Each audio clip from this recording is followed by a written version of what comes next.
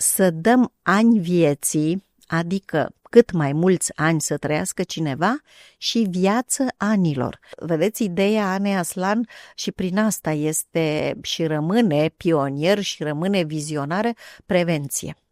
Pentru că e mai ușor să previi sau, ca să spunem, și mai ieftin și mai plăcut decât să tratezi.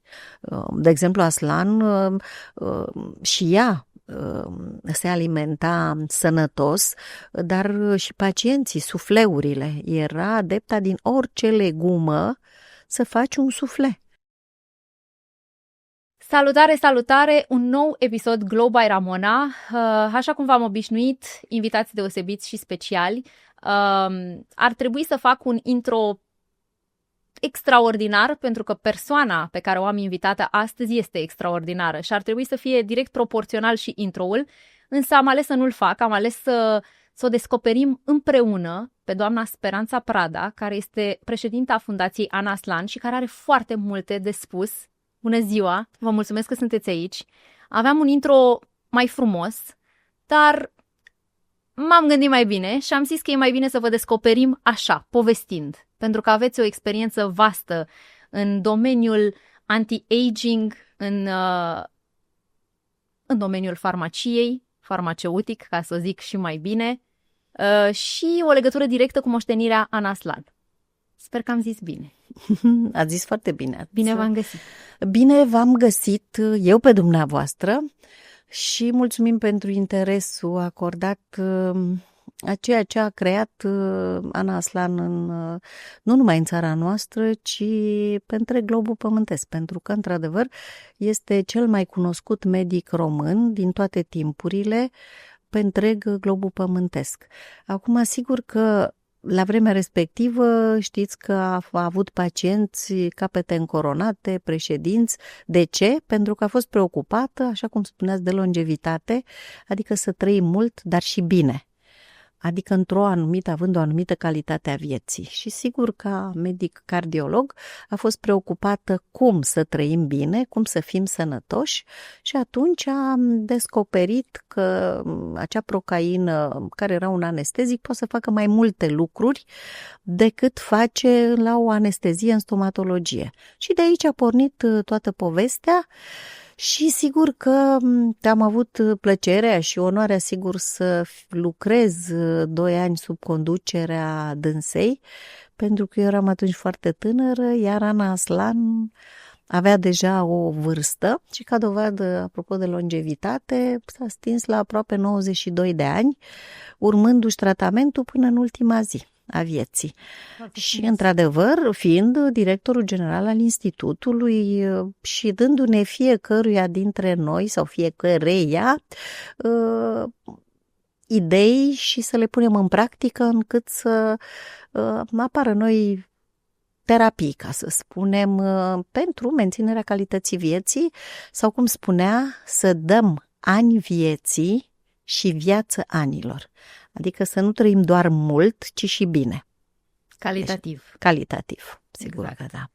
Ce v-a atras cel mai mult în misiunea Fundației Ana Aslan? Acum, știți, sau care este esența, știți, a acestei moșteniri? Faptul că nu foarte mulți medici sau partea medicală și în țara noastră, dar și în alte părți, vedeți că fiecare specialitate medicală se adresează unui organ, unei boli. Ana Aslan a fost, cred că, printre primii care a privit holistic, a privit organismul în sine și în întregul lui, încât, pentru că nu poți trata doar ochii sau doar pielea sau doar sistemul osos, ci e bine ca să fie toate acestea într-o armonie. Ea a gândit, că, și v-am spus, cardiolog fiind, și-a dat seama că nu trebuie să privești doar un anumit aspect al organismului uman. Și a fost preocupată de acest lucru și, bineînțeles, a constatat, și chiar să știți că s-a făcut o cercetare foarte serioasă, sigur că s-a făcut experimentul pe șoareci, la vremea aceea, înainte de 90, era voie să experimentăm pe animale. Carbonul a fost marcat radioactiv din procaină, care e substanța de bază a gerovitalului, și injectat șoarecilor. Și Ana Aslan spunea unde unde face bine gerovitalul. Gândiți-vă că după ce șoarecii au fost sacrificați, au fost trimiși la Institutul de Fizică Atomică, la Măgurele, pentru a vedea unde se regăsește acest carbon radioactiv. Era acolo unde a spus Ana Aslan.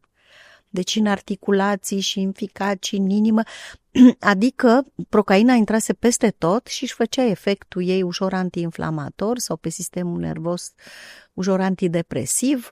Deci e demonstrat clinic și, bineînțeles, printr-o cercetare. Gândiți-vă că cei de la fizica atomică nu știau ce, știau că au probe. Și au detestat. Și au spus, în proba numărul 7 am găsit, în proba numărul 15 am găsit. Noi știind ce sunt aceste, pentru că eu 14 ani în institut am lucrat în cercetare. După aceea știți cum, treceți puțin și în altă zonă așa de aprovizionare cu medicamente și am trecut puțin încât pot să spun că am avut chiar plăcerea, ca să nu spun și onoarea, să fac parte din echipa de cercetare a Anei Aslan și a Institutului din secția de biologie a îmbătrânirii. Așa că de asta... Sunt așa file de poveste. Asta, exact cum spunea și colegul meu Alexandru, sunteți o comoară care are atât de multe informații și vrem să vă ascultăm, să ne spuneți tot. 35 de ani. Într-o oră. Într-o oră da. Putem așa, dar sigur că esența încât să se înțeleagă sau cei care ne urmăresc să știe de ce Ana Aslan a fost celebră, de ce încă îi se pomenește numele, de ce noi Fundația Ana Aslan duce mai departe, adică să nu fie uitată, pentru că sigur găsiți și în supermarket, găsiți și în farmacie produsele Gerovital, în farmacie găsiți și medicamentele Gerovital. Dar nu multă lume mai știe că au o istorie, că sunt românești sau că sunt românești, poate să știe. Dar de ce? Pentru faptul că o româncă le-a inventat găsind că nu este doar un anestezic, acea procaină, ci poate face și alte lucruri. Adică este, cum se numește, un scavenger celular. Deci curăță celula de noroiul celular, ca să vorbim așa, care se adună în timpul metabolismului. Și atunci acea citoplasmă, care, cum am învățat noi, membrană, citoplasmă și nucleu, citoplasma e o apă, e alcătuită din apă, nu că este și acolo, este ce trebuie să fie într-o celulă. Dacă se adună multe substanțe din metabolism și nu reușesc să iasă prin porii membranei, apare un noroi celular care îmbâxește celula și care o îmbătrânește în felul ăsta, poate înainte de timp. Și din cauza asta Ana Aslan a gândit să curețe citoplasma și, deci nu că era vorba de întinerire. Acum, ce este o celulă tânără? E o celulă curată, nu? Copilul mic, ați văzut ce piele, ce ten, cum se spune. Așa este și băiețelul meu, piele de catifea. Așa este. Sau de mătase, mă rog. Așa este, deoarece fiecare celulă e cu apă și cu tot ce trebuie în ea ca celula să-și desfășoare, pe când cu cât înaintăm în vârstă, mai rămâne un rest mai rămâne, se adună acel noroi și ați văzut, așa se formează ridurile, așa apar petele acelea de bătrânețe, cum se spune. Ideea este că acest Gerovital asta face. O parte din molecula de procaină se descompune, deschide porii aceia închiși, blocați de așa, scoate și mizeria aceea din mizeria produsului de metabolizare și rămâne citoplasma curată. Deci ca și o celulă tânără. Deci, de fapt, nu întinerește nicio celulă, se curăță și își reia funcțiile din tinerețe. Asta că n-am mai auzit de mult o explicație atât de cum să zic, simplu. Ea nu e simplă, nu e explicația e simplă, ci spusă într-un mod simplificat ca să înțelegem cu toții. Da, așa că cum putem întineri, ca să spun. Pentru că știți, termeni științifici sunt și dacă am începe acum să vorbim așa, în primul rând mă pierdeți pe mine că eu cu dietilaminoetanolul, exact. Sigur, care dar e bine și de menționat, pentru că sunt multe persoane în ziua de azi care, bine, nu numai pentru că e poluare, se întâmplă multe lucruri și am observat că după 30 de ani apar tot felul de alergii, apare un ten sensibil, apare o piele sensibilă și atunci e bine uneori să și explicăm în poate niște ingrediente care se află într-o cremă. Eu sunt de acord și cu abordarea asta a termenilor ușor științifici, dar dumneavoastră explicați foarte frumos. Păi acum încercăm, simplificați frumos. Știți, apropo, în facultate, pentru că am făcut farmacia, ne spuneau profesorii, atenție, cel din fața voastră nu a terminat facultatea de farmacie sau de medicină. Lui trebuie să explicați, să traduceți ceea ce știți voi, încât să-l faceți să înțeleagă.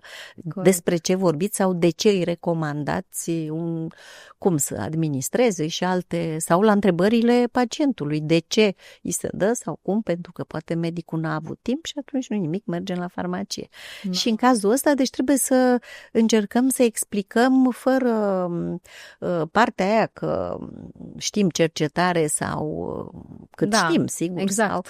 Așa, profesia asta e pentru noi, pentru profesioniști, pentru a ne explica noi, dar și a ști să explicăm sau să încercăm să explicăm. Să știți că eu de multe ori găsesc mai mult confort în explicațiile unui farmacist, pentru că uneori medicii sunt mai grăbiți, sunt mai... Iar farmacistul e acolo și uneori îți spune, avem și alternativa asta, avem și asta, dacă vreți putem să facem așa. Pentru mine asta e foarte important. Da, pentru că nu vă spunea întoarceți-vă la medic, nu am asta, duceți-vă să vedeți ce vă spune. Exact. Pentru că... Sau medicul decide. Mai era cândva, mai de mult sigur, era normal. Asta, pentru că sigur inițierea unui tratament e clar că este făcută de medic. Nu o să vedeți un tratament inițiat de un farmacist pentru că nu este rostul farmacistului. Corect. Dar sigur, ați văzut și în prospect scrie, dacă aveți întrebări sau așa, adresați-vă medicului sau farmacistului. Exact. Deci aceste întrebări trebuie spuse încât să fie lămurite lucrurile. Da. Să ne spuneți ce înseamnă pentru dumneavoastră îmbătrânirea frumoasă. Pentru că e populară treaba asta acum în 2025, cum să facem să îmbătrânim frumos. Dar ce înseamnă să îmbătrânim? Păi să pornim în primul rând de la ce spunea Ana Aslan și aici să fim atenți apropo cum se transmite mesajul.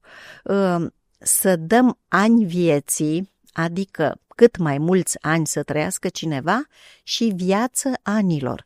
Adică acești ani trăiți după o anumită vârstă persoana să fie independentă, să poată să meargă până la toaletă, să meargă să-și cumpere o pâine și să știe în ce direcție a pornit și unde trebuie să întoarcă.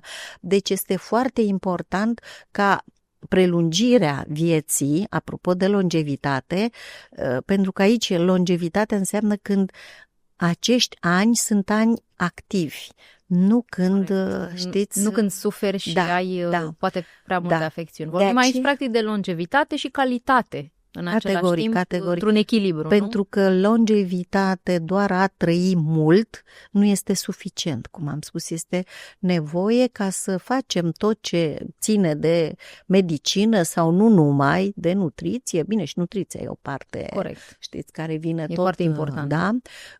Într-adevăr, este nevoie de a îmbina și de a urmări, pentru că, dacă ați observat speranța de viață sau vârsta la care se încheia viața unui om în Evul Mediu era 50 de ani, era foarte bătrân, da?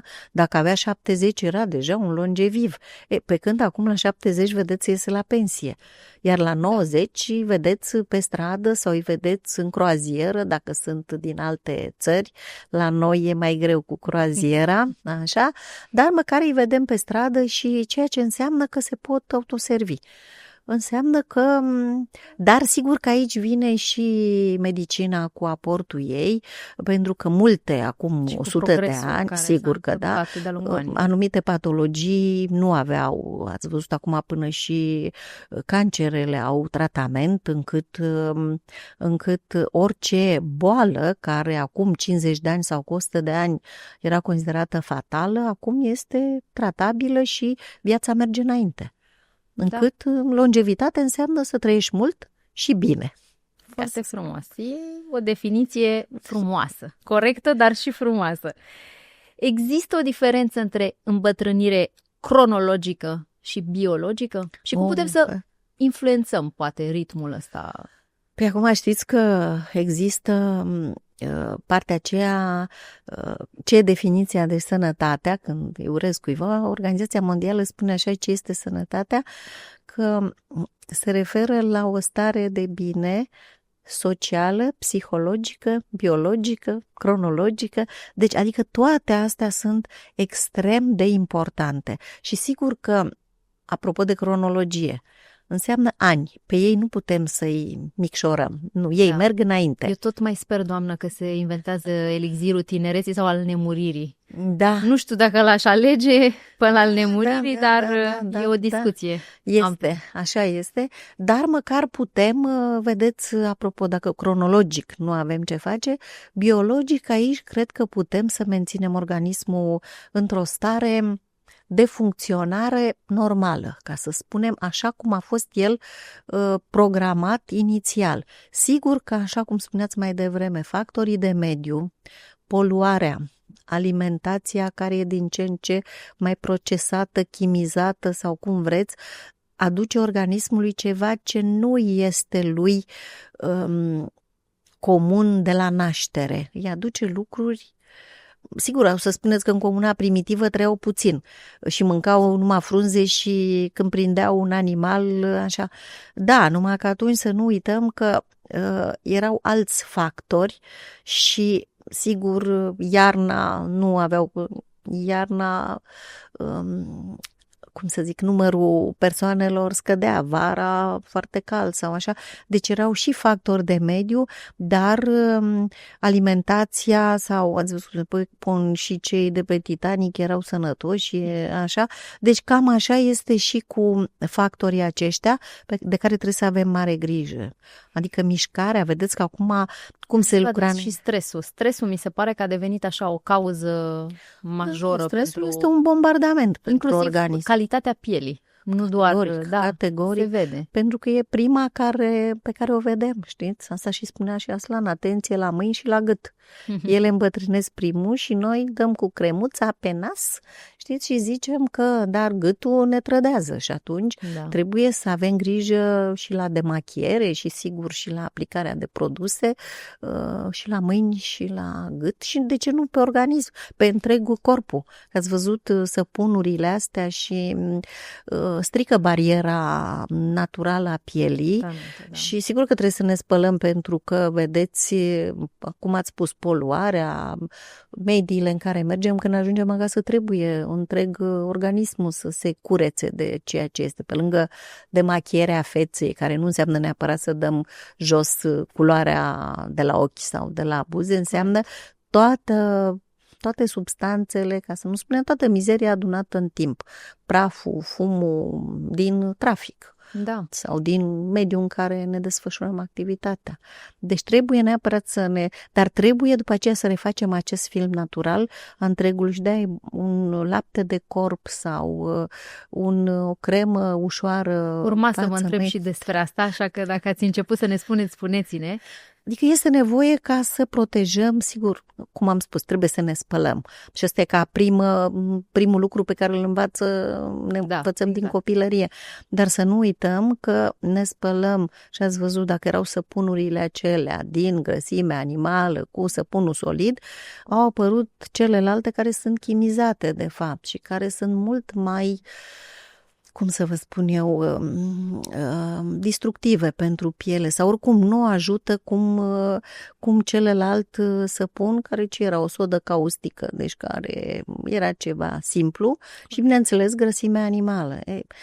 Ați văzut că din ce în ce sunt state care revin la săpunul acesta solid tocmai pentru că nu e atât de agresiv. Exact, e o formulă mai de aceea simplă. E bine ca după ce facem baie sau după ce ne spălăm pe față, neapărat să aplicăm o loțiune care să-i aducă înapoi pH-ul pielii, pentru că asta se întâmplă, ele sunt alcaline, iar pielea noastră trebuie să fie spre neutru sau spre acid, în niciun caz nu suntem alcătuiți din sodă caustică pe piele, care știm bine că nu face bine. Și atunci, de aceea trebuie acele loțiuni, știți, reechilibrează pH-ul pielii. O rutină simplă până la urmă, dar necesară. Da. Credeți în prevenție prin, spre exemplu, aplicarea unei rutine de îngrijire din timp? Poate chiar, nu știu, Nu știu de la ce vârstă.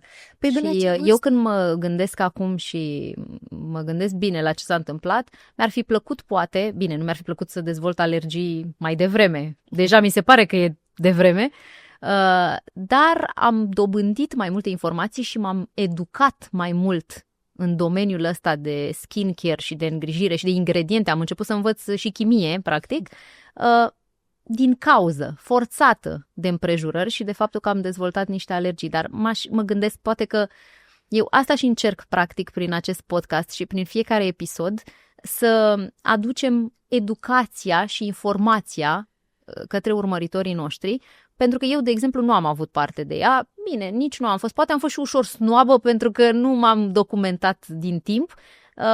M-am văzut doar pus în fața faptului împlinit. Și uneori e bine să știi că poate dacă alegi niște produse care nu au parfum sau eu știu, te ajută și în timp, te ajută și în T0, în momentul respectiv. Da, ziceți foarte bine ce ziceți și știți de ce?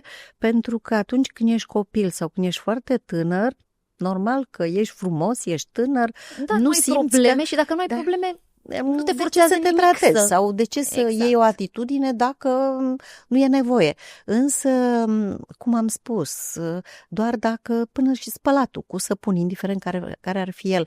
Dumneavoastră ați observat acum că industria cosmetică sau dermatocosmetică s-a dezvoltat foarte mult în ultimii ani și ați observat, sunt săpunuri pentru copii, șampon pentru copii, loțiuni pentru copii. De ce?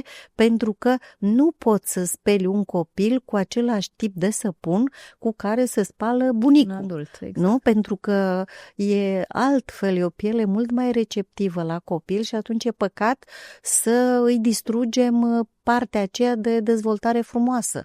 De aceea și e foarte bine, cum am spus că în timp, cosmetologia și dermatocosmetica s-a axat ca într-adevăr prevenția să înceapă din copilărie. Da. Da? Pentru că, știți, spuneați că oare 30 de ani sau Ana Slan spunea de la 40 când să încep tratamentul ăsta de prevenție, chiar spunea că de fapt îmbătrânirea, adică distrugerile acestea care încep începe de la 20 de ani. Deci, și dacă ea spunea asta acum 35 de ani, 37 de ani, ia gândiți-vă în stresul actual, în poluarea actuală, când atunci Bucureștiul avea, eu știu, câte mașini, ia gândiți-vă ce acum, fiecare familie are 2 mașini, că da, sau... Și atunci toate astea sunt noxe. Ca lumea să ne urmărească și să-și dea seama, chiar dacă sunt persoane care au 20 de ani, da, să știe și că sunt expuse. că trebuie să exagerăm. Adică nu vorbim categoric, aici de exagerat, ci doar de o aplicare. Doar de o rutină. Exact ceea ce ați spus, pentru că ăsta este foarte important. Pentru că dacă, vedeți, ideea Anei Aslan și prin asta este și rămâne pionier și rămâne vizionară, prevenție. Pentru că e mai ușor să previi sau, ca să spunem, și mai ieftin și mai plăcut decât să tratezi. Gândiți-vă că, sigur, dacă e vorba de o boală oarecare, dar gândiți-vă pielea, prima care se vede, nu? Nu e așa că e bine să o menții tânără decât după ce a făcut riduri să încerci să le îndrepți, nu? Da. Pentru că ce sunt riduri? Sunt acolo niște celule care deja și-au pierdut citoplasma, au devenit uscate, ca să spunem. Pe cum le rehidratați? Să știți că numai cu crema aia aplicată pe față, sigur, este o senzație, dar este și ceva bine. Însă, cum am spus, celula trebuie umplută înapoi cu citoplasma aceea curată. Păi și atunci nu e bine să o menținem tânără. Corect. De aceea prevenția este extrem de importantă. Dacă ajungem la tratament, deja intrăm într-o zonă... Ca în medicină, știți cum e, mai bine prevenim boala decât să ne operăm. Sigur, categoric, nu? Da? Categoric. Exact. Așa că de aceea vă spun că și în institut și cei care, vedeți, acum au dezvoltat terapii, anti-aging, preventive de orice fel, au realizat că, de fapt, sigur, nu o citează neapărat pe Aslan sau deși ar putea câte unii dintre ei să o citeze, pentru că ea vorbea de prevenție acum 70 de ani. Și acum noi descoperim că trebuie să prevenim, să facem, să trecem. Sigur, descoperim nu târziu, e timp pentru generațiile noastre, dar, de exemplu, pentru vârsta mea, dacă descoper acum prevenția, Am norocul însă că am o problemă, că nu am o problemă de sănătate. Dar dacă aș avea, să o dau înapoi, nu toate problemele de sănătate sunt reversibile. De aceea e bine să prevenim. Rezolvat, din păcate. Da. Ca să facem un rezumat, care sunt principalele agresiuni care duc la îmbătrânirea corpului? Pe ce spuneați dumneavoastră mai devreme, stresul este primul, că atunci vedeți când organismul primește un semnal negativ, creierul începe să dea semnale către glandele noastre care duc către organe că este agresat. Și dacă este agresat, încearcă să facă față. Orice încercare de acest fel este, cum să spunem, o supra-solicitare a organismului în general, vorbind de la creier, cum am spus, până la celelalte organe. Și atunci sigur că este de evitat cât de mult stres. Asta e tare greu. Asta e tare foarte greu, dar... Încă nu avem unealta magică pentru asta, plus că ne scade foarte tare, cred, imunitatea, mă corectați dacă greșesc. Da. Și cu un fond imunitar slăbit, mai apar și alte lucruri și se dezvoltă și patologii care, vedeți, pe care nu le-am avut niciodată și așa a fost și în cazul meu. Adică am folosit, de exemplu, niște produse 15 ani. Și m-am trezit pe un fond imunitar foarte slăbit că am dezvoltat o alergie la produsul respectiv, după ce l-am utilizat 15 ani fără absolut nicio problemă. Da, asta se poate întâmpla oricum, reactivitatea organismului să se schimbe, dar așa cum și spuneați, atunci când stresul sau alți factori, cum ar fi alcoolul, fumatul și alți, sunt destui, lipsa de mișcare, alimentație precară, nepotrivită așteptărilor organismului, sigur că suntem descoperiți în fața agresiunilor și atunci, sigur că da, sistemul imunitar e primul care, și vedeți faptul că dacă înainte se desfășura activitatea profesională sau orice fel de activitate mai în aer, mai la lumină, da. Pentru că dumneavoastră știți că vitamina D este, de exemplu, foarte importantă și dacă stăm numai la laptop în birou, ea nu-și poate face mersul ei dacă nu stăm la lumină.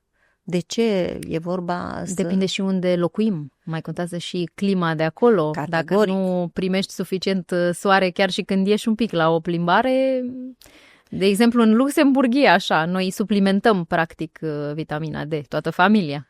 Da, să știți că... Bineînțeles, am făcut test înainte, toți. Da. Nu suplimentăm doar că e după ureche. Să știți că există și teste rapide în farmacie, încât fiecare își poate măsura. Sigur că sunt oarecum orientative. Da. E bine de făcut un test recomandat de medic. Și noi am făcut test de sânge, din care a rezultat că avem carență. Da. Și așa că suplimentăm vitamina D. Dar nu e o carență doar prin, nu știu, o alimentație poate nesănătoasă sau prin fapt... Nu, e vorba și de faptul că locuim într-un oraș unde soarele e foarte, foarte prețios. Da. Da, ați văzut că sunt state ale lumii, state dezvoltate, care, și vă dau exemplu Statele Unite, laptele lor din comerț este suplimentat cu vitamina D. Deci, pentru că ei fac o prevenție nu numai a rahitismului la copii, ci și a osteoporozei la adulți. Așa că nu costă, vitamina D chiar este foarte ieftină să o adaugi în niște alimente, să zicem, decât să o administrezi, dar tot așa sunt state, cum am spus, la care această prevenție chiar se face și e indicat sau medicul de familie acolo vorbește despre vitamina D, care noi numim vitamine, este un fel de hormon, de fapt, care își face treaba exact pe sistemul imunitar. Da, și chiar am ascultat și profesori de-ai noștri de la medicină, de alte specialități, preocupați de cantitatea de vitamina D și chiar unul dintre profesori spunea că cineva în familie, știți că are niște limite acestea, deci măcar de la 30 până la 100, așa, spunea că la o măsurătoare și persoana dezvoltase o patologie importantă, gravă, ca să spunem, avea valoarea 3. Deci aproape deloc. Deci sistemul imunitar n-avea de unde să-și ia, să se hrănească încât să apere organismul. Și chiar discuția era despre, v-am spus, cu altă patologie și spunea că, deci cât de importantă este expunerea la lumină și, bineînțeles, administrarea. Ați observat că în COVID, și chiar am observat și asupra organismului meu, făcându-mi, sigur, investigații odată pe an, exact, da, la institut, așa, să vedem cam cum stau.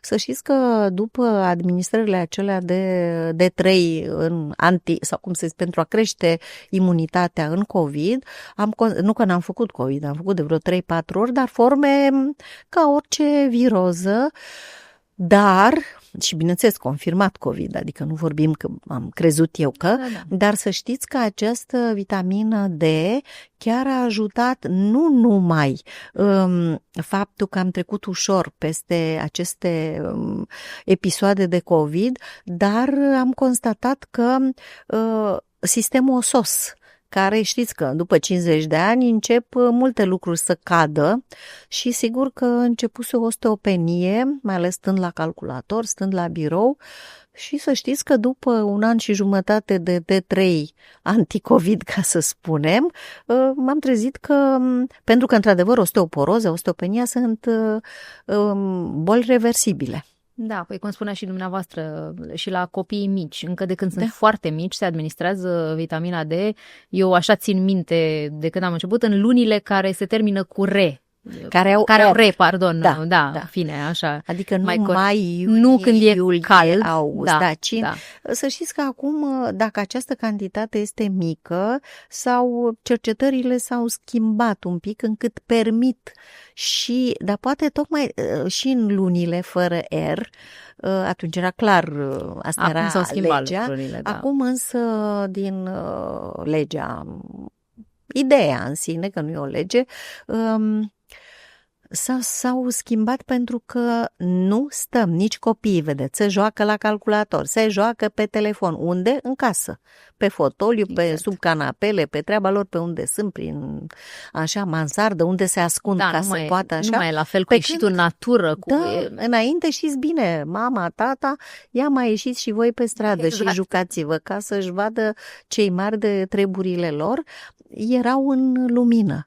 Acum, și de asta e nevoie, acum la copii neapărat, cum să zic, să le suplimenteze, pentru că nu stau sau măcar și timpul ăsta scurt pe care îl stau, să-l stea, cum să zic, să apuce această vitamină D să-și facă treaba. Ceea ce e dificil oricum, că sigur complicat. Este. Dar, cum să zic, dacă nu facem, e și mai complicat. Și atunci ce ne costă să ne administrăm o vitamina D, dar sigur din surse cât de cât verificate. Știți că nu toate suplimentele, apropo de, și nu toate alimentele, așa că doar nu o să mâncăm numai alimente care conțin precursor de D sau în sfârșit, ci e vorba de, cum v-am spus, de alimentație și de niște suplimente care într-adevăr să fie verificate în sensul să conțină vitamina D.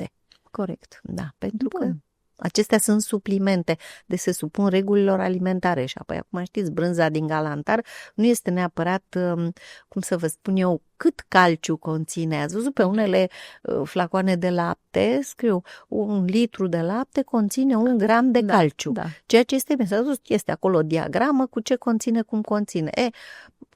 Unele suplimente, sigur că nu, majoritatea au, dar să știți că s-au făcut studii, chiar Universitatea de la Timișoara a luat în studiu și mi se pare că pe vitamina B12, care iar pare că e o vitamină, dacă e foarte importantă pe zona cardio și nu numai. Da, deci zice că doar anemie, nu. Și poate se demontează și mitul vitaminelor B în general. Multe persoane fug un pic de suplimentarea cu B-uri pentru că se spune că dau o poftă de mâncare și apoi ajungi să te îngrași și așa mai departe. Știți cum e cu pofta asta? De-aia avem creieraș să-l folosim. Controlăm, Da, exact. sigur. Și cum se spune și spunea și țăranul român, nu trebuie să spună Ana Aslan sau alt savant, că nu trebuie să te ridici de la masă după ce nu mai poți și simți că doar un dop trebuie să pui. Nu, să te ridici de la masă, nu sătul, nu neapărat flămând, dar să te ridici înainte de a te sătura, de a simți că nu mai intră ceva. Dar asta e teoria și în practică nu prea facem ce trebuie. De aceea ajungem și supraponderal, de aceea mai greu și ați văzut cât de greu, mai ales la o anumită vârstă, să vedeți cât de greu se duce acea grăsime viscerală care e și cea periculoasă și care schimbă calitatea vieții, apropo, și longevitatea. Deci cu un strat de grăsime pe abdomen și pe organele interne nu funcționează la fel aceste organe îmbibate sau precum că suntem în perioadă de iarnă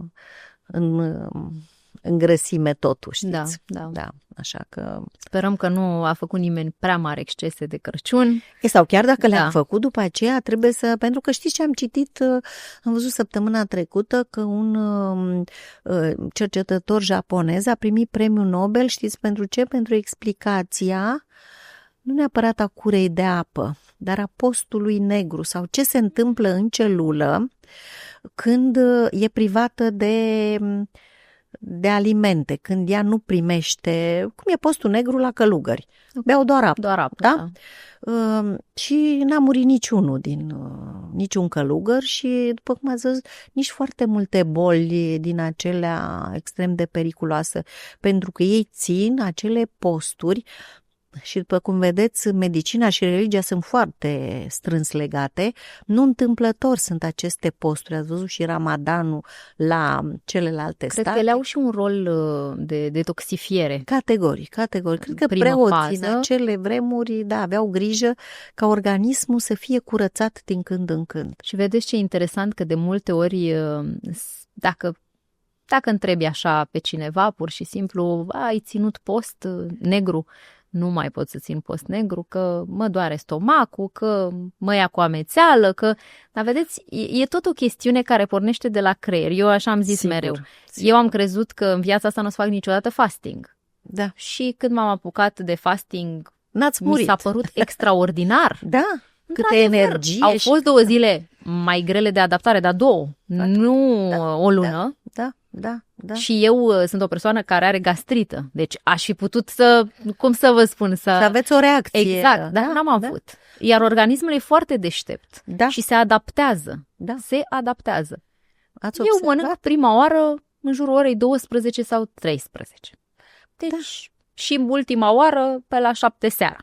Da, deci atunci organismul își ia când trebuie, ce-i trebuie, pentru că organismul, știți bine, în fiecare oră din cele 24, fiecare organ are rolul lui.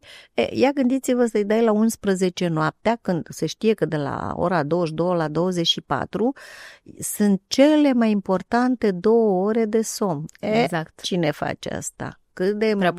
Prea puțin. Dați observat cei care, chiar bunicul meu a trăit 102 ani aproape, dar să știți că la el și deși a avut activitate, deci nu era așa, citea ziarul până la 101 ani, cât a reușit să vadă bine, așa, și-a reușit, să știți că aplica asta, se culca odată cu găinile, adică ce însemna când se întuneca, cum fac pisicile noastre, e întuneric, ele se culcă. Se trezesc când și gândiți-vă creierul lui, și bineînțeles că era perfect. Mama mea are aproape 90 de ani și să știți că își respectă orele de somn și de masă, dar în stilul ei așa, și să știți că are un creier care ne depășește, adică ne amintește multe lucruri pe care trebuie să le facem sau să nu le uităm. Deci contează foarte mult. Calitatea somnului, ora de somn la care ne punem efectiv la culcare, că așa se mai bagă lumea în pat de la 9 și se culcă pe la 1. Pe tabletă sau pe eu știu adorm ce. La 1 noaptea. Da. Sincer, eu așa mă simt cel mai odihnită. Dacă adorm la ora 10, dacă adorm mai târziu. Simt că am dormit, pot să dorm 8 ore. Și ați văzut că vă puteți și trezi la ora 6. Da, exact. Pentru că, se trezește organismul singur, adică și-a făcut orele. Pentru că și eu, de exemplu, dintotdeauna trebuie să dorm 9 ore. Gândiți-vă, păi dacă la ora 12 mă pun în pat, la 9 începe ceasul biologic să spună că e ceea ce e bine să faci mai devreme, să mai lăsăm știrile, breaking news-urile și alte. Care oricum ne stresează. Da, și care sunt agresiuni. Exact. Și care fac să ne gândim în avans la tot ce e mai rău. Da. Așa că sunt multe lucruri pe care, vedeți, știința le explică. De asta vă spun că, la un moment dat, cineva zice, dar asta ce mare lucru spunea Aslan sau ce mare lucru? Nu este un mare lucru pe care noi l-am uitat. Înainte, nu era foarte multă lumină, nu era electricitate, nu era mult petrol lampant, încât fără să vrei trebuia să dormi. Și fără să vrei te trezeai când se lumina de zi, pentru că tot așa, ce să faci noaptea, să umbli la lumânare, să citești la lumânare, sigur, puteai să faci asta, dar nu la infinit. Așa că de asta, între timp, organismul, vedeți, noi ne-am schimbat obiceiurile și de aceea obiceiurile noastre sunt direct proporționale și cu calitatea vieții noastre. Da, exact. Și de ce dați exemplu țăranul român? Pentru că țăranul ăla mergea să trăia mai sănătos și exact. Știți de ce? Făcea și mânca mai sănătos. Și mânca, pentru că nu pleca cu mâncare de la fast food la el. Își lua acolo brânza roșie, slăninuța. Așa. Păi nu știți că se spunea și se spune în continuare că muntenii, cei care trăiesc așa undeva mai în munți, au o calitate a vieții mai bună și, nu știu, trăiesc până pe la 90 de ani.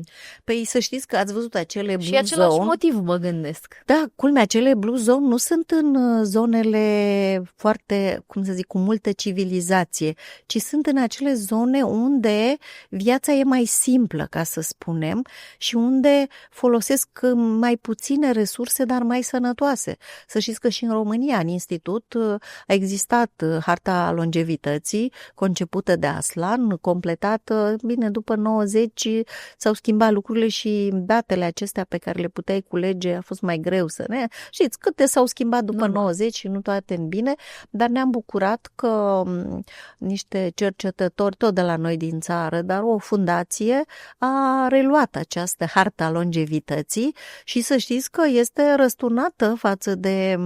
Deci în cei 30 de ani sunt alte zone de longevivi în România. Okay. Și știți care sunt acele zone? O să fiți surprinsă, Delta. E o regiune săracă. N-ați fi zis, de-aia gândiți-vă, pește, verdețuri, aerosol, mișcare. Nu, în Delta nu prea poți să iei tramvaiul sau eu știu ce.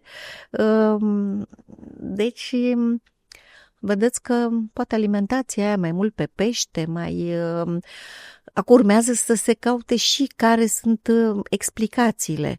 O altă zonă, la fel o să fiți surprinsă, este Oltenia Sud, Pepeni. Acolo sunt grădinarii noștri, nu? Ei sunt producătorii de pepeni, de roșii, de așa, acele... Că sunt solarii, că eu știu ce sunt. Dacă stăm să ne gândim bine, face sens. Nu ne-am fi gândit ca... Nu ne-am fi gândit. Da, exact, nu ne-am dar fi face gândit. sens. Dar acum revin la ce ați spus noastră, de asta mi-am amintit să vă spun despre Blue Zone din România. Da. Zona Vrancea Buzău. Ia gândiți-vă ce e acolo. E un deal spre munte, aerul extraordinar, curat. Brânzeturi, adică hrană sănătoasă, fructe, mere, pere, deci tot o alimentație mai puțin procesată sau procesată în gospodărie. Ce se face local. Da. Și de asta vă spun că e foarte interesant cum s-au schimbat. Și de ce? Pentru că, într-adevăr, zonele care erau în vremea Anei Aslan un gen de blue zone, acum sunt foarte industrializate, sunt foarte... cum să zic, trecute pe alt stil de viață. Într-un cuvânt, poluate și poluante. Poluate, da. Două cuvinte, da. Așa că, vedeți, de aceea stilul de viață, apropo, oricare ar fi el, asta înseamnă și cu ce ne alimentăm și cum ne mișcăm. Da, țăranul român, ca să ajungă la câmp, mergea 2 kilometri pe jos. Deci făcea sutele sau miile alea de pași. Fie că vrea, da, și nu sport să tragă de fiare sau eu știu ce. Mersul pe jos. Simplu o activitate fizică simplă. Apropo de schimbări, s-a schimbat de-a lungul anilor percepția asupra Gerovital și Ana Aslan? Nu pot să spun că s-a schimbat, pentru că institutul, care are 600 de paturi aproape, are întotdeauna listă de așteptare, deci tot timpul sunt cerințe. E adevărat, sunt mai puțini străini, dar aici poate că a fost și un marketing nu neapărat defectuos sau nu un răspuns defectuos la solicitările pacienților externi.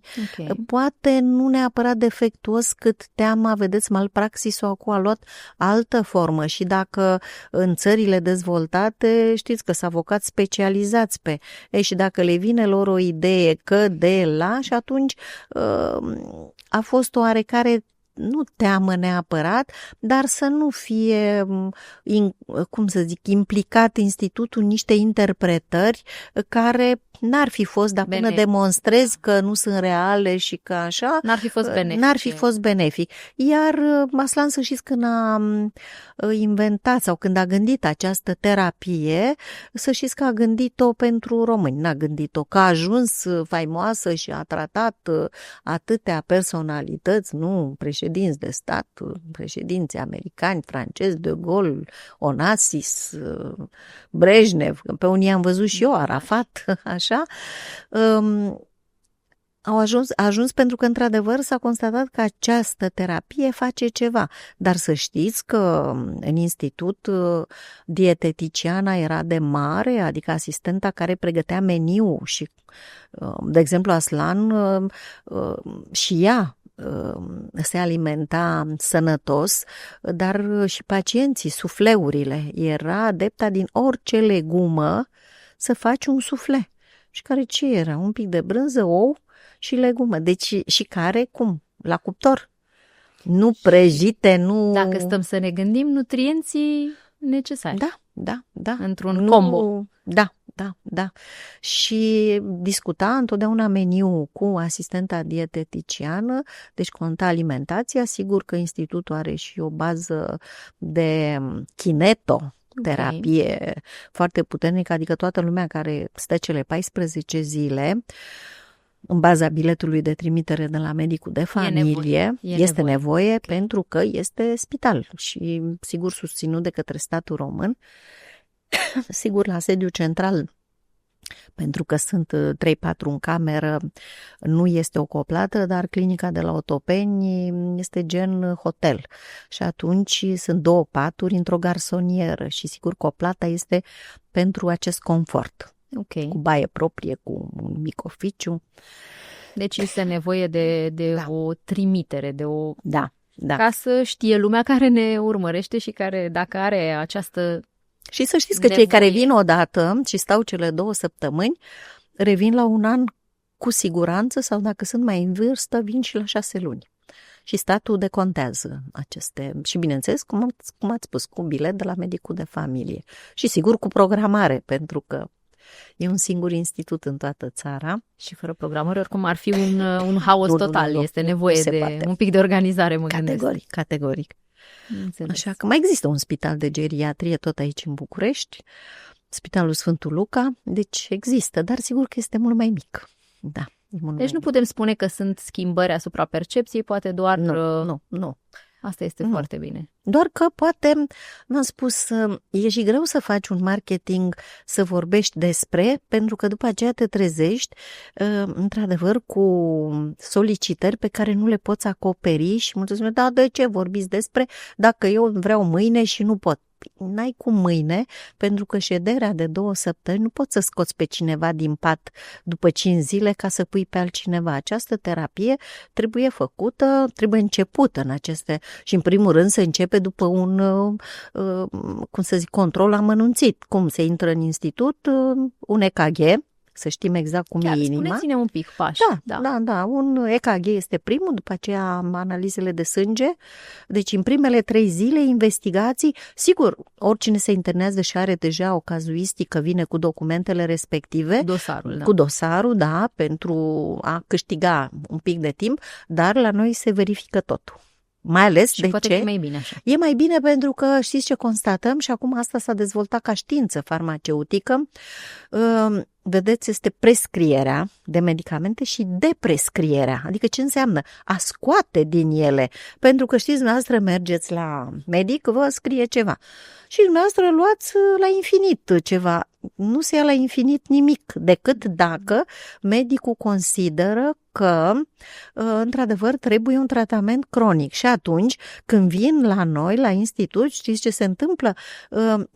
Li se spune să vină cu documente și cu medicația. Vin cu o pungă, de zici că au fost la supermarket și nu, sunt doar medicamente. Unele date de neurolog, altele de cel de la reumato, altele de la gastro, altele de la cardio și vin cu 18 medicamente. Aici apare deprescrierea. De aceea se constată care dintre ele își mai au rostul, pentru că, apropo, omeprazolul ce face? Care îl dăm pentru stomac, nu? Apropo, o gastrită, un ulcer, privează organismul de vitamina B12.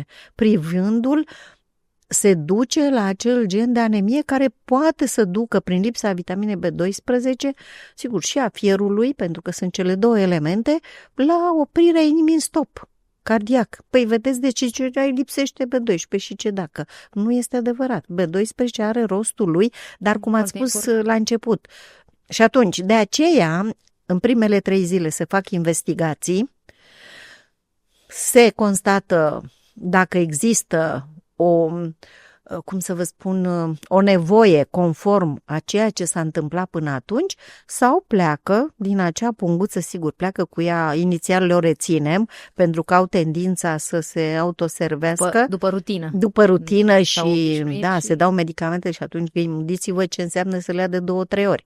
Li se reține, așa când pleacă, sigur că li se dau medicamentele înapoi ca să nu interpreteze altfel. Deși știți că un medicament odată eliberat nu reintră în niciun fel de circuit. El trebuie distrus sau predat la centrele respective. De aceea această deprescriere a devenit o parte a științei medicale.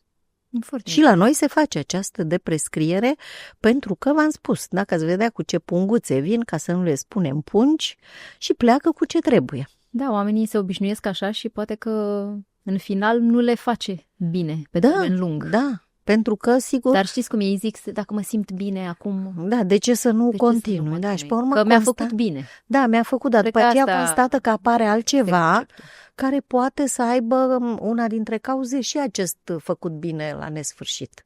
Într-o parte și de aceea e bine, sigur, și mersul la medicul de familie, sigur, pentru rețeta aceea, dar poate de cronici sau așa, de a sta puțin la medicul de familie și de a discuta cât timp să mai... Pentru că știți, medicul de familie eliberează rețeta numai în baza scrisorii medicale de la specialist. Ceea ce mi se pare și corect.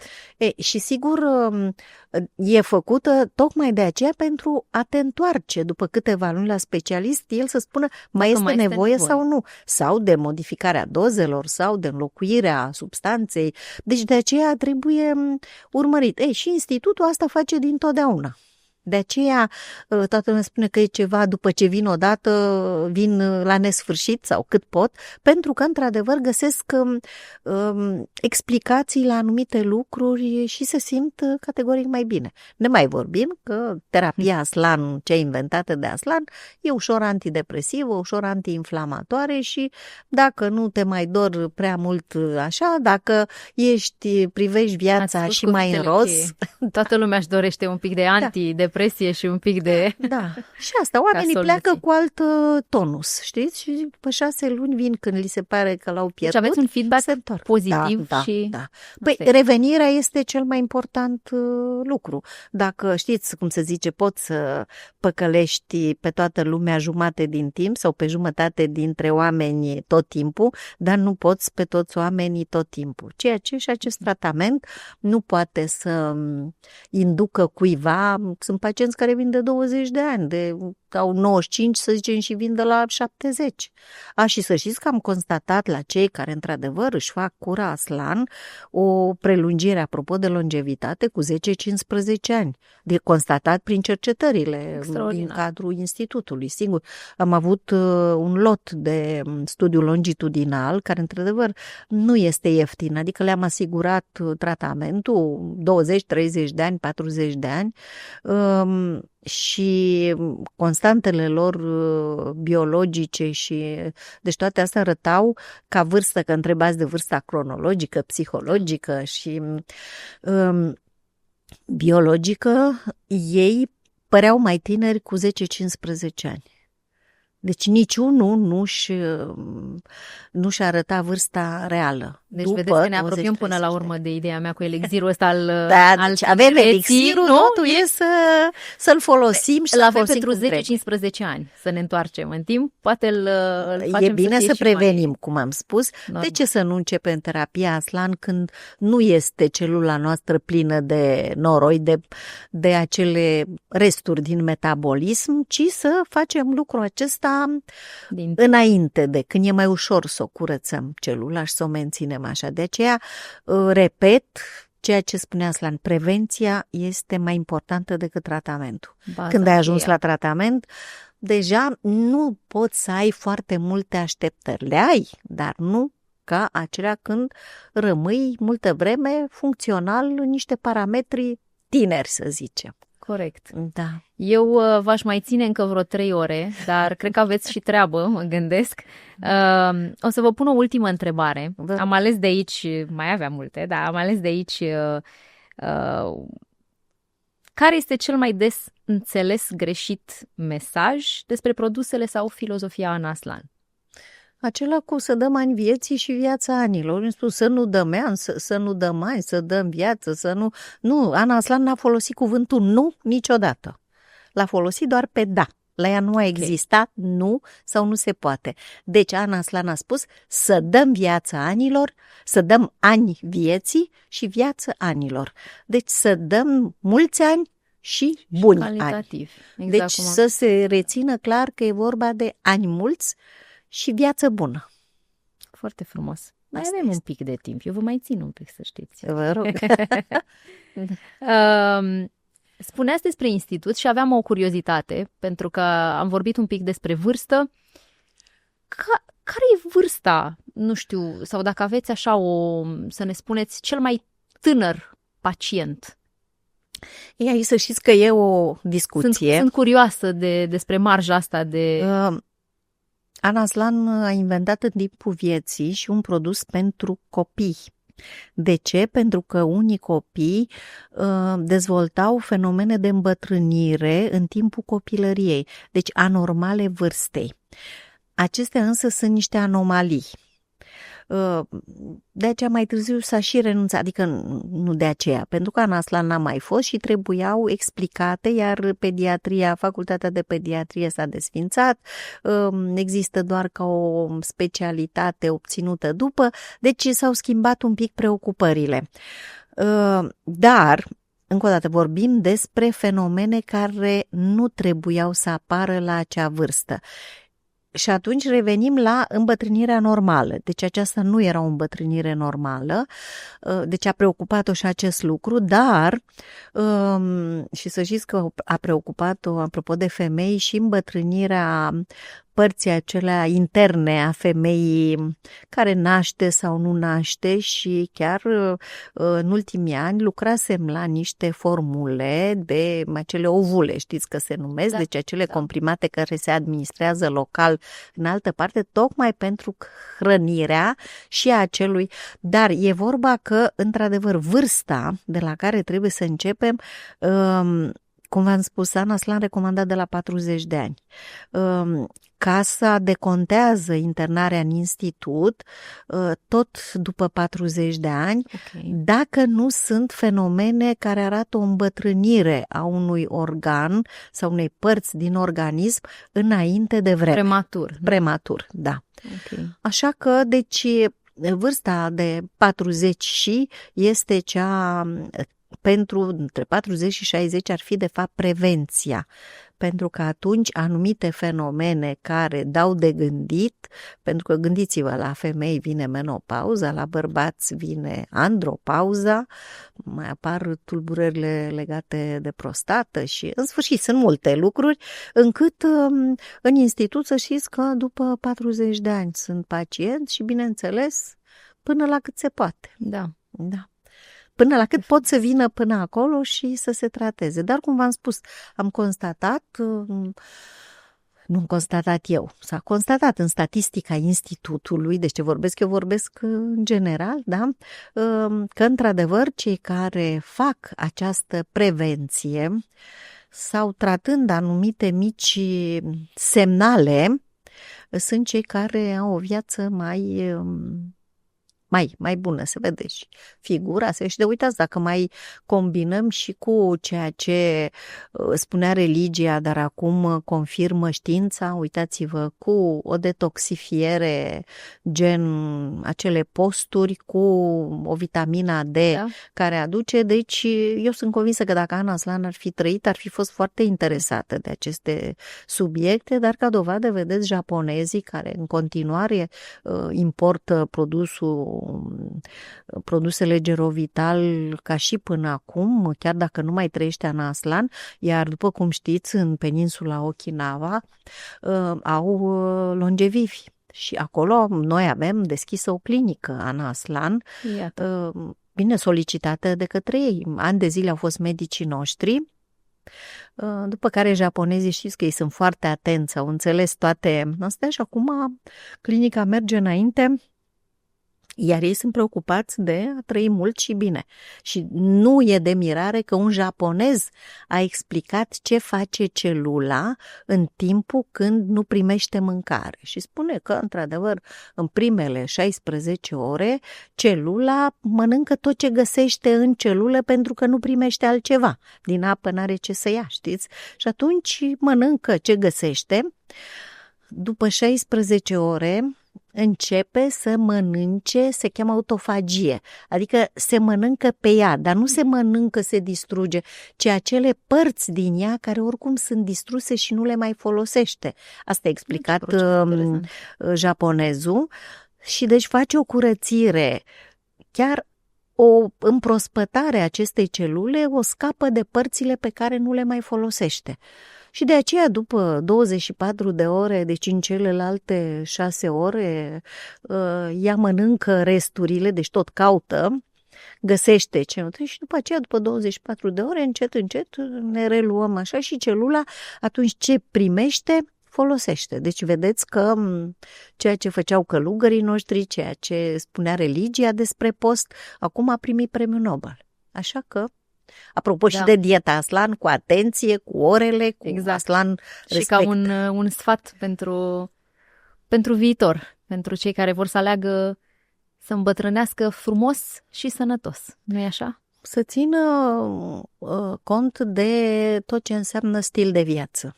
Exact. Deci de la alimentație, adică să nu căutăm suplimente sau medicamente, acestea, cum am zis, suplimentează sau aduc ceva sau ajută. Da. Dar trebuie să ne ajutăm singuri, să mâncăm sănătos, să ne mișcăm, să ne odihnim, să facem ceea ce organismul e făcut prin nașterea lui, prin existența lui. Deci, într-adevăr, cred că asta... De aceea, vedeți, și nutriționiștii acum sunt foarte, nu neapărat la modă, dar pentru că au constatat, sau noi am constatat că e nevoie de ei, pentru că nu mâncăm ce trebuie și atunci trebuie să ne aducă aminte altcineva. Trebuie să ne educe un pic. Trebuie să ne educe, exact. Da. Doamna Speranța Prada, vă mulțumesc. A fost o onoare și o plăcere să vă am alături. Eu cred că o să vă mai lansez o invitație și mai povestim, pentru că aveți multe să ne spuneți și e păcat, dar ca să zic așa, ne-a trecut timpul cu ghilimelele de rigoare. Timpul trece oricum, vedeți? Dar trebuie să fie timp de calitate. Așa. Vă mulțumesc din tot sufletul, pentru mine a fost o plăcere și a fost timp de calitate. Și pentru noi vă mulțumesc foarte, adică noi mă refer la cei care am trăit o viață în ceea ce spunea Aslan și vedeți că spunea lucruri normale, simple, dar pe care noi le uităm. și atunci căutăm elixirul în cine știe ce. Nu, elixirul este chiar la noi în casă. Sau noi înșine. în noi înșine. Educația asta pe care, iată, ne-ați am reamintit-o doar pentru că Ana Aslan asta ne spunea nouă sau pe la congrese, dar bineînțeles că fiecare pacient care trece pragul institutului aude aceste lucruri, îi se și aplică, asta e mai grav câteodată, că sunt nemâncat. Nu e nemâncat, mănâncă ce trebuie și să știți că pleacă cu altă energie. Și bineînțeles cu terapia Aslan, în cazul în care nu sunt alergici la substanța de bază, la procaină, pentru că să nu uităm, Gerovitalul trebuie administrat numai după testare prealabilă, care o face medicul de familie sau la institut. Deci nu e... Nu e nimic, Nu, este un medicament. Totul este bine organizat. Dar, încă o dată, spunea Aslan, dacă înghiți pastila și te-ai pus în pat și te uiți în tavan, nu e suficient. Trebuie să te alimentezi cum trebuie să te miști. Deci să faci toate căsuțele. Da, toate, exact. Și după aceea, sigur că terapia asta vine și pune frișca pe tot ce... Mai puțină frișcă, da.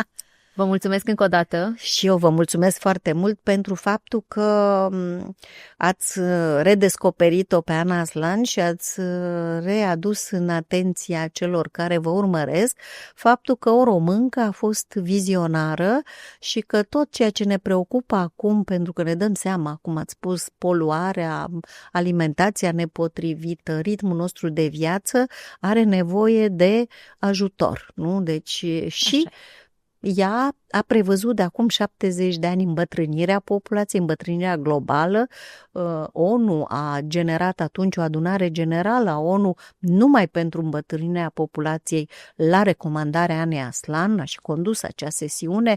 Deci uitați-vă că am ajuns la ceea ce spunea acum 50 de ani și că ne preocupă. Și da, dă-i Doamne, cum ați spus, ne preocupă, dar trebuie să și facem. Așa că poate aprindem o luminiță acolo încât să gândească cei care vă urmăresc.